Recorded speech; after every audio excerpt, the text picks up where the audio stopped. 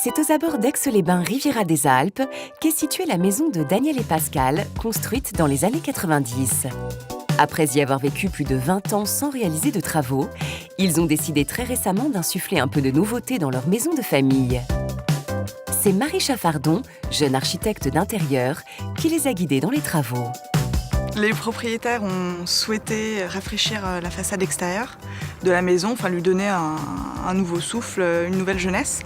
Donc on a conservé le bardage existant sur les pignons de la maison, qui était du bois rouge du mélèze d'Autriche. Et on a trouvé donc une lasure pour obtenir un bois un peu grisé, un peu l'aspect d'un vieux bois. Les travaux extérieurs permettaient d'apporter plus de lumière naturelle à la maison en respectant le plan local d'urbanisme. On a fait une demande d'autorisation pour modification de façade en mairie pour des fenêtres de toit qui n'ont pas été autorisées. Par contre, nous avons rajouté 2 puits de lumière au niveau de la toiture pour la circulation de l'étage.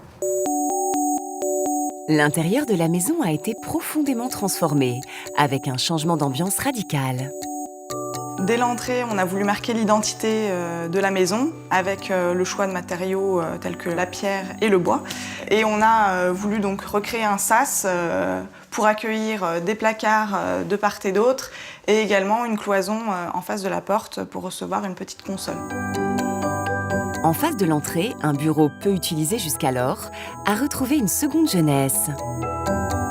On se retrouve donc dans l'espace salon-salle à manger qui à l'époque avait des murs rouges, orange et du mobilier bois rouge très foncé.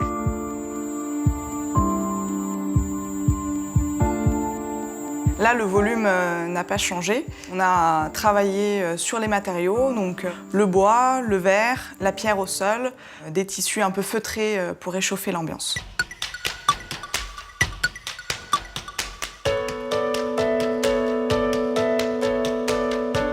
On arrive donc dans la cuisine qui a subi une grosse transformation au niveau du volume puisqu'on avait donc une cloison à peu près à ce niveau-là avec donc l'espace cuisine qui était de ce côté, qui datait aussi de l'époque de la construction.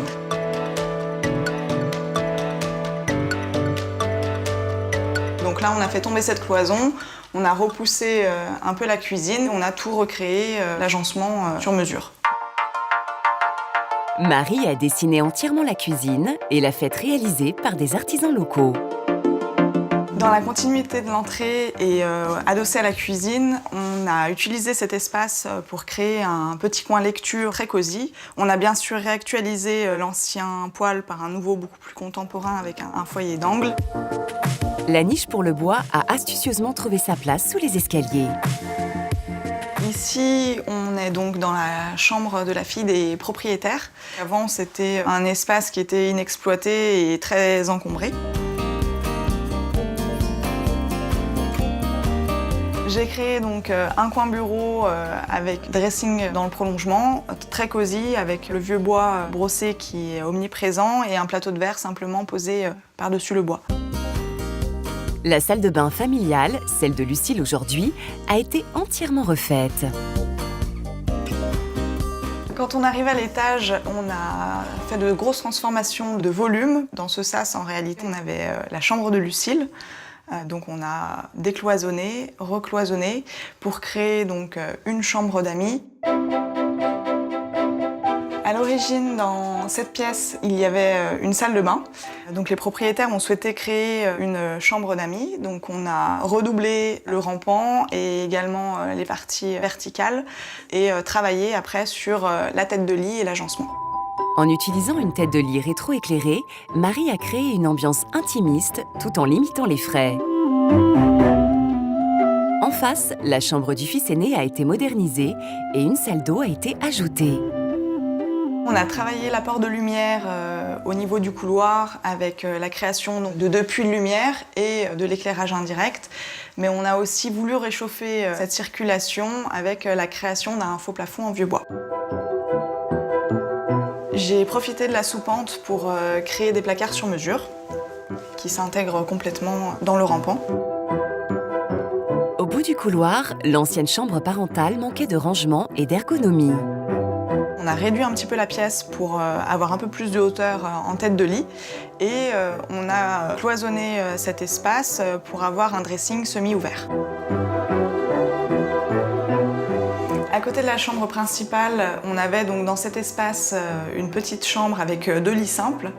On a agrandi légèrement le volume en repoussant la cloison. Derrière cette ancienne cloison, on avait donc l'ancienne salle de bain. On a utilisé les réseaux de l'ancienne salle de bain pour créer ici cet espace sanitaire. Rénovée, repensée et réaménagée de fond en comble, cette maison a su retrouver un second souffle et commencer une nouvelle vie.